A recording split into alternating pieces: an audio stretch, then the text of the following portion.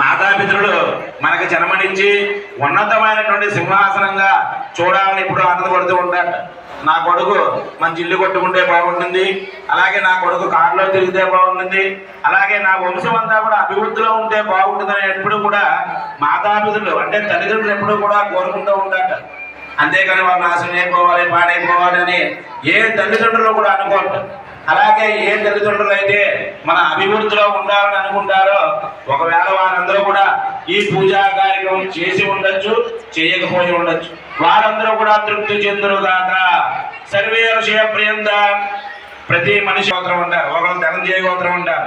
అలాగే ఏ ఋషి అయితే వాళ్ళ వంశంలో జన్మించిన ఋషులు ఎవరైతే ఉన్నారో వాళ్ళ యొక్క గోత్రం చెప్పడం వల్ల ఆ ఋషి తృప్తి చెందుతాట.